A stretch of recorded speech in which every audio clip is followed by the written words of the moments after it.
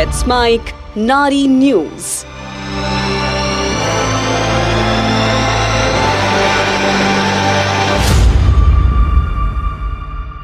एक बच्ची है, उम्र महज 10 साल। पिता पंडित हैं जिनके पास लोग अपनी आध्यात्मिक उलझनों को सुलझाने के लिए आते थे। लोगों की इस भीड़ को देखना 10 साल की इस बच्ची लक्ष्मी के लिए किसी मनोरंजन से कम नहीं था। मगर ये मनोरंजन धीरे धीरे एक दुविधा में बदल गया कि पिता के पास आने वाली कुछ महिलाएं अलग क्यों दिखती हैं। कुछ की मांग में सिंदूर है, लंबे बाल हैं, लाल साड़ी पहने हुए हैं। लेकिन इस भीड़ में कुछ महिलाएं ऐसी हैं जिनके सर मुंडे हुए हैं, शरीर पर सफेद रंग के सिवा और कोई रंग नहीं। लक्ष्मी के मन में सिर्फ सवाल थे। इन सवालों में से एक सवाल था, सब एक हैं तो फिर ये भेद क्यों? पिता ने उम्र का हवाला दिया और कह दिया कि समय आने पर सब समझ जाओगी। पिता की इस बात ने बच्ची को जवाब ढूंढने के लिए और बेचैन कर दिया।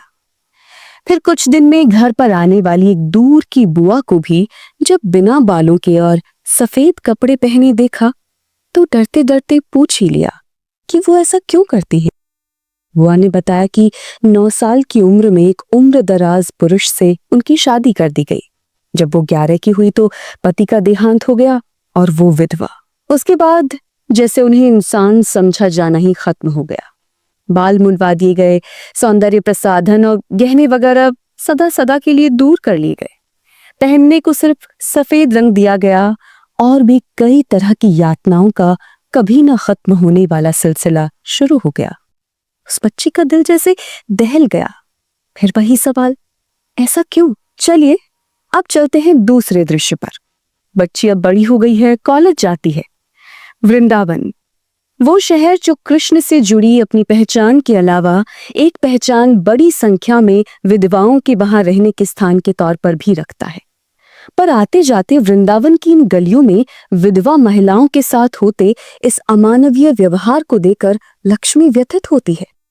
लेकिन वो अब फैसला कर चुकी है कि वो सिर्फ मूक दर्शक नहीं बनेगी, सिर्फ देखते नहीं रहेगी, बल्कि वो करेगी जिससे इनकी हालत में कुछ सुधार ला सके। इन्हीं भी जीते जी और मरने के बाद के अपने हक दिलवा सके। ये महिलाएं अपनों से परित्यक्त, अपनों से त्याज्य होती हैं और वृंदावन में ठाकुर जी की शरण में मोक्ष की तलाश में आती हैं।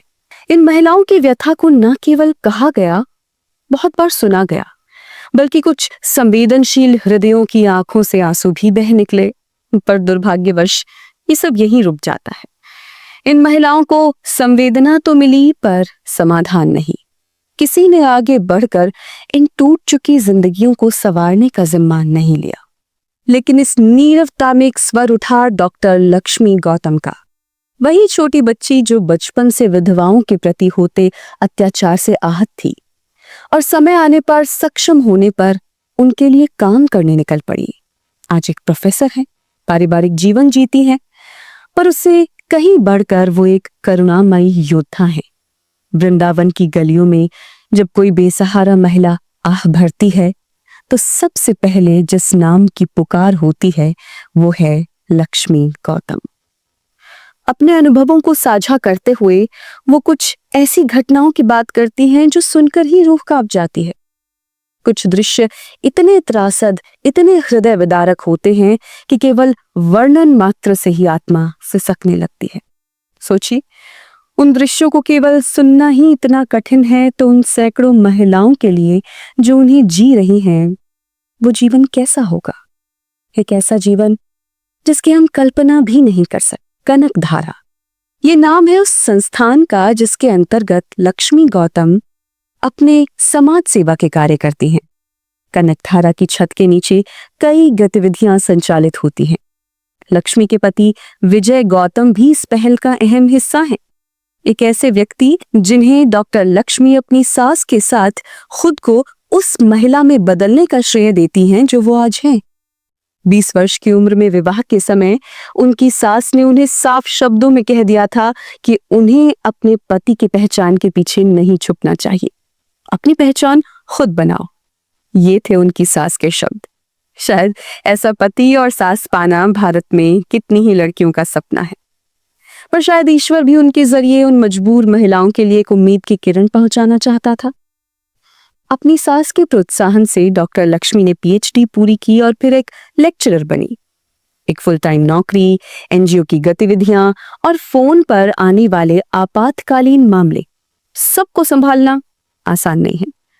लेकिन जैसा कि वो कहती हैं कि एक भले काम के लिए ये सब कष्ट पाना जायज है, कोई बड़ी बात नहीं। डॉक्टर लक्ष्मी हजारों विधवाओं के अंतिम संस्कार करवा चुकी हैं।